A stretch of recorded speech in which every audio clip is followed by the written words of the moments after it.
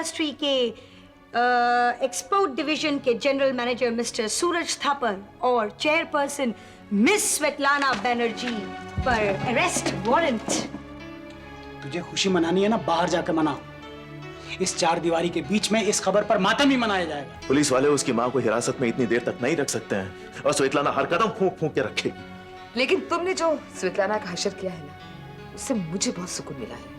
ये भी तो हो सकता है कि स्वेतलाना को भगाने की साजिश में आपको सजा हो जाए। ये भी हो सकता है कि कल के अखबार में हम आपकी गिरफ्तारी की खबर उछाल दें। स्वेतलाना की माँ को हिरासत में ले लिया गया है। क्या? स्वेतलाना की माँ को? माजी, इंस्पेक्टर साहब, आप लोग समझ से क्या है अपने आप को? किस कानून ने आपको यह हक दिया है कि एक बुजुर्ग औरत को आप इस तरह परेशान करें? क्या हासिल हो गया आपको? कल सोनू जब स्कूल जाएगा और अपनी माँ की पैरवी करेगा तो लोग उसकी खिल्ली उड़ाएंगे। वो ये बर्दाश्त नहीं कर पाएगा। आज अगर तुम उसे सच बोल देते तो कल का सामना करने के लिए वो तैयार हो जाता।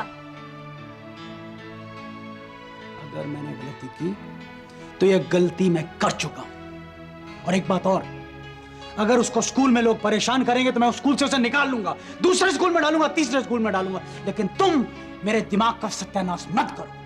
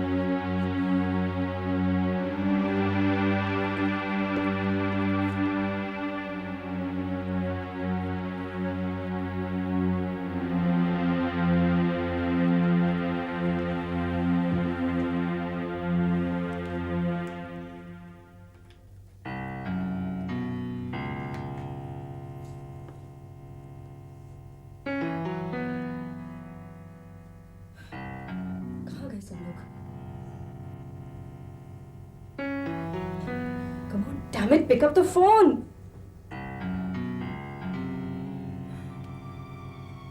यहाँ कुछ हो तो नहीं गया? कहीं मम्मी ने परेशान होकर कुछ कर तो नहीं लिया? Come on. हेलो, कहाँ गई थी तुम? आप? मैं मेरे प्रेस कर रही थी। और सुनीता उसे घंटी सुनाई नहीं दे रही थी? वो मार्केट गई हुई है। और मम्मी? वो तो आपको नहीं पता? नहीं। क्या? कल रात पुलिस वाले पूछताछ के लिए उन्हें पुलिस स्टेशन ले गए थे। क्या? हाँ, वो अब तक नहीं लौटी। कुछ करो ना प्लीज। आप कब लौटोगी? हाँ?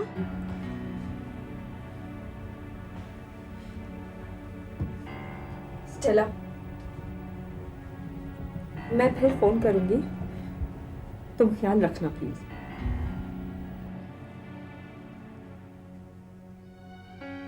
ये भगवान, ये सब क्या हो रहा है? क्यों हो रहा है? मैंने किसी का क्या बिगाड़ा है? और मैं करूं नहीं तो क्या करूं?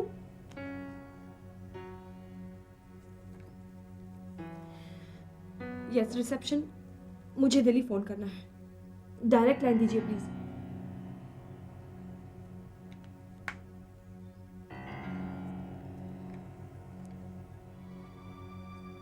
हेलो हेलो, हाँ मैं बंबई से बात कर रही हूँ, मल्होत्रा इंडस्ट्रीज की स्वेतलाना बनर्जी। जी, मुझे आर के पुजारी जी से बात करनी है प्लीज। हेलो पुजारी जी, मैं हाँ, पहचान लिया आपको स्वेतलाना जी। मल्होत्रा इंडस्ट्री के लोग इंडस्ट्री के दुखों में भी शामिल होते हैं। Nice, I am touched. Rishabh, अपना कोई बेसिक कैरेक्टर बनाओगे, लुढ़कते रहोगे बैंगन की तरह। करण, यहाँ खड़े होकर अपनी तारीफ करने के लिए किसने बुलाया तुम्हें? मैं आपकी खूबियां गिनवा रहा था। रियली? तो जरूर आपको कोई गलतफहमी हुई, क्योंकि ये सारी बातें तो आप पर लागू होती। करण, तुम्हारी तो शख्सियत ही नाजायज है, और फिर तुम्हारी औकात क्या है? पैदा किसी ने किया, पाला किसी और ने, और आज किसी और के रहमो करम पर जिंदा है। और कुछ? हाँ, और एक बात, दूसरों को आईना दिखाने से पहले खुद अपने चेहरे का नक्शा देख लिया करो करण। ये घर नहीं है ऋषभ, यहाँ तमाशा मत बना। अरे मेधा, डोंट वरी, डोंट वरी। इस इंसान को कोई फर्क नहीं पड़ता कि ये घर है या पुलिस स्टेशन। बल्कि जितने ज्यादा लोगों के सामने इसकी इज्जत उछाली जाए उतना ही ज्यादा खुश होगा ये भी इसकी एक खूबी है। क्यों करण? दूसरों पर कीचड़ उछालने से खुद की गंदगी कम नहीं हो जाती, क्यों सर?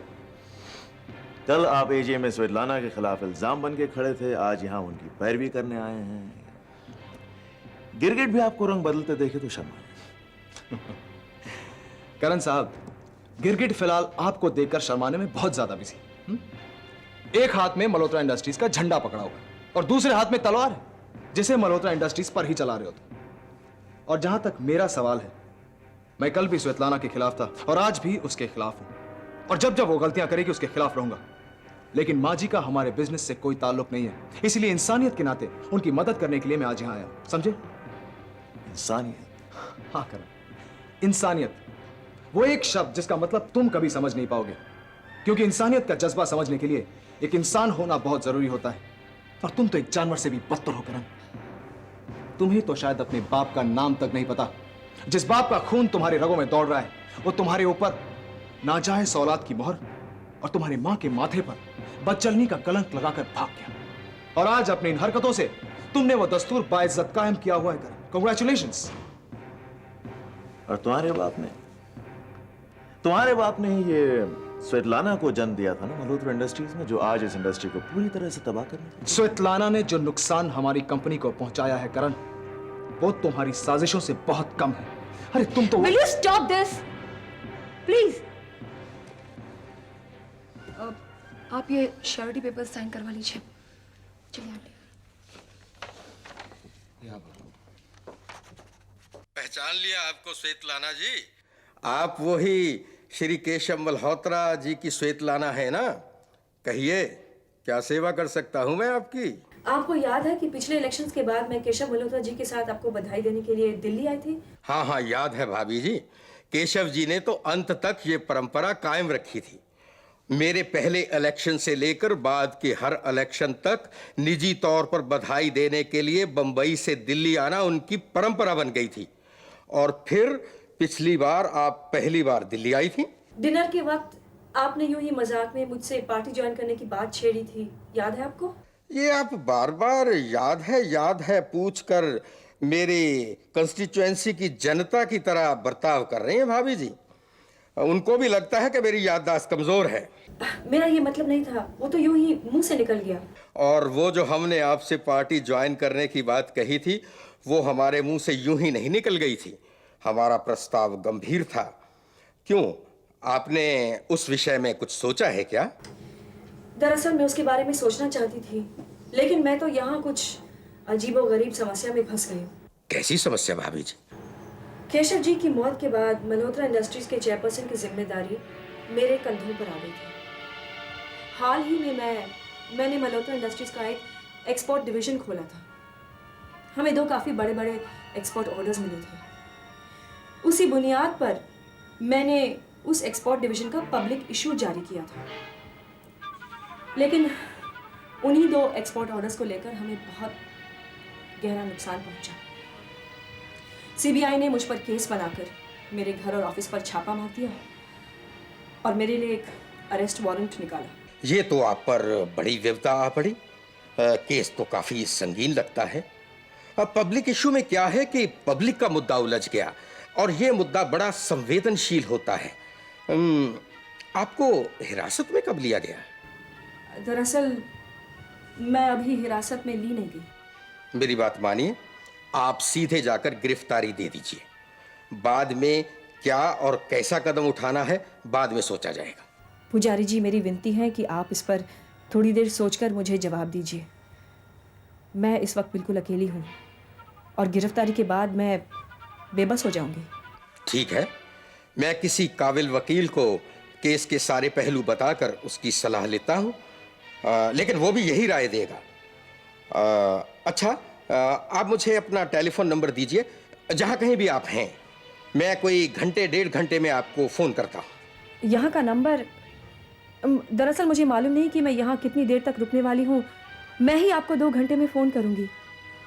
जी, शुक्रिया।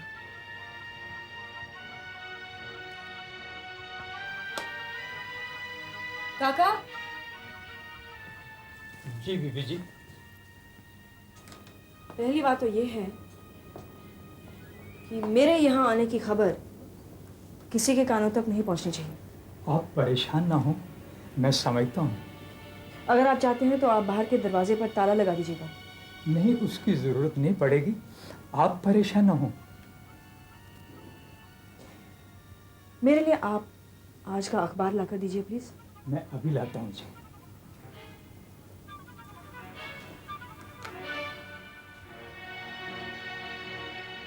I'm Karan Singh, बैठिए। Financial advisor to the Malhotra industries. एक औरत को ढूंढने में अगर आप इतना वक्त लगाएंगे तो आप लोगों की इंप्रेशन क्या रह जाएगी? वक्त तो लग ही जाता है करण साहब। अगर आप प्रोफेशनल क्रिमिनल्स के साथ डील करते हैं तो आपकी बात समझ में आती है।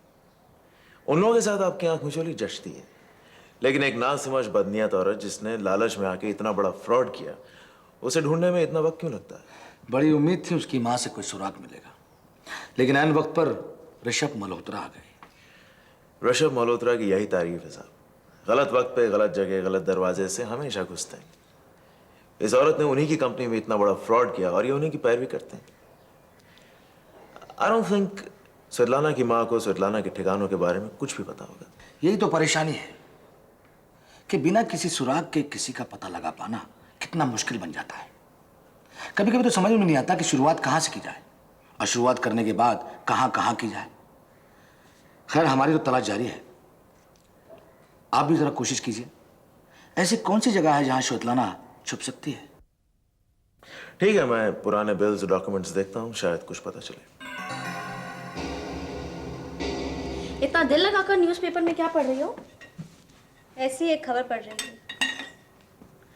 सुनील के केस के बारे में कुछ लिखा है क्या? सुनील के केस के बारे में मुझे पढ़ने की क्या जरूरत है, मैं उसे खुद पूछ लेती। मैं तो स्वेतलाना के बारे में पढ़ रही थी। तुम तो ऑफिस जाती ही हो, वहां तो सब कुछ पता चल ही गया होगा। नहीं तो ज्यादातर लोग कुछ जानते नहीं, और जो जानते हैं वो कुछ बताते नहीं। वैसे तुम्हें क्या लगता है, स्वेतलाना पर लगाए इल्जाम सही है? स्वेतलाना कितनी भी बुरी औरत हो, उसने मल्होत्रा फैमिली का कितना भी बुरा किया हो, लेकिन वो जानबूझकर मल्होत्रा इंडस्ट्री का बुरा नहीं चाहेगी। वो केशव अंकल से बहुत प्यार करती थी। हो सकता है कि केशव अंकल के बाद उसका प्यार कम हो गया हो। किसी के चले जाने पर प्यार कम नहीं होता और बढ़ जाता है। लेकिन दीदी, अलग अलग उम्र में अलग अलग चीज़ें ज़्यादा ज़रूरी लगने लगती हैं।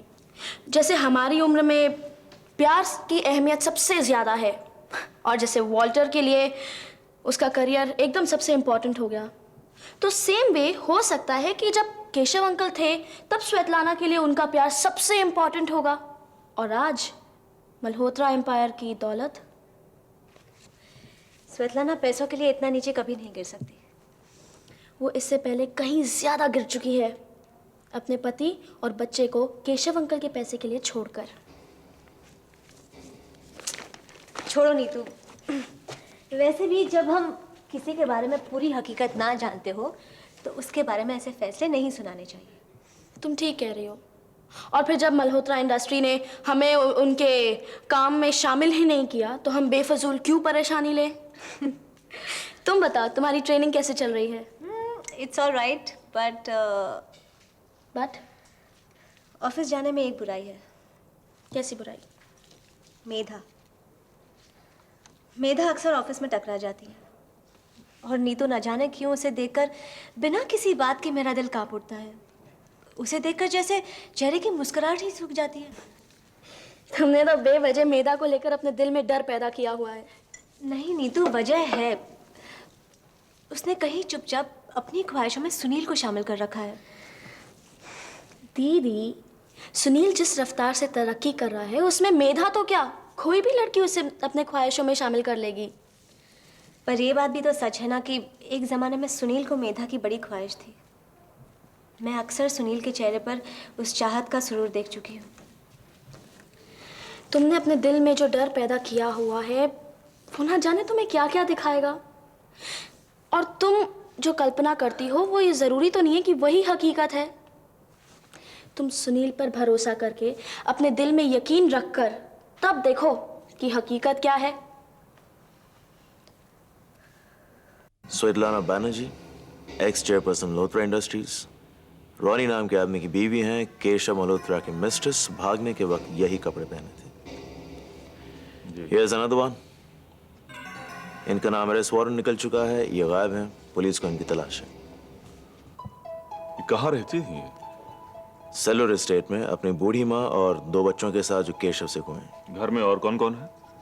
2 नौकरानियां हैं, स्टेला और सुनीता। ये नौकरानियां कहाँ रहती हैं? वहीं बंगले पर। कितने टाइम से हैं उस बंगले पे? कई साल हो गए होंगे। इस घर का कोई खास आदमी जो आता जाता हो और इस घर के मामलात के बारे में जानता हो? 2 हैं, एक सूरज जो इसी केस के लिए गिरफ्तार किए जा चुके हैं। आप उसे जानते हैं? हाँ, बहुत अच्छी तरह से। मिलकर देखिए, शायद कोई सुराग हाथ लग जाए। कोशिश करके देखता हूँ। ये दूसरा कौन है? शंकर है, स्वेटलाना का ड्राइवर, जो कुछ ही दिन पहले नौकरी से निकाला जा चुका है।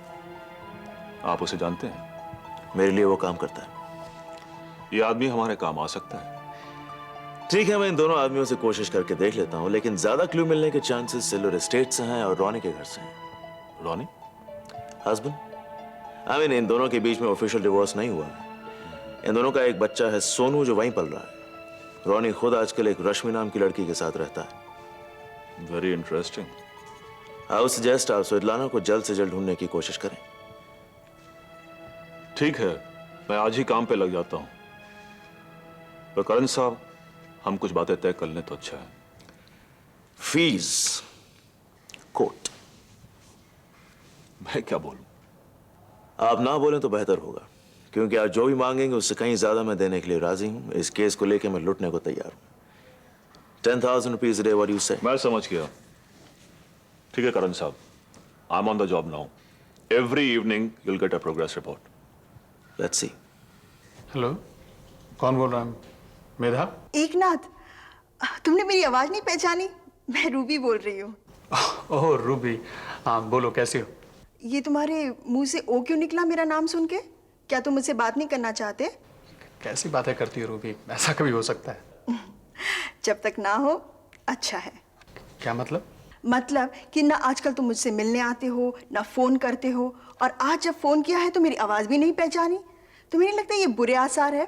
सॉरी रूबी, ऐसी बात नहीं है। दरअसल मैं ऑफिस के काम में इतना उलझ गया था कि तुमसे बात करने की फुर्सत ही नहीं मिली।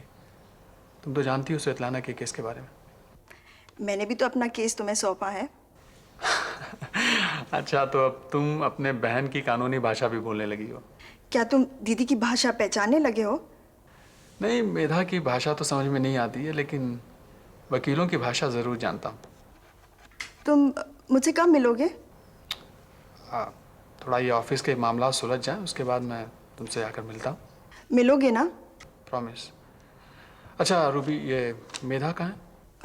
तुमने दीदी से बात करने के लिए फोन किया था? नहीं रूबी, मैंने मेधा से भी बात करने के लिए फोन किया था। 1 मिनट। दीदी, तुम्हारा फोन है। कौन है?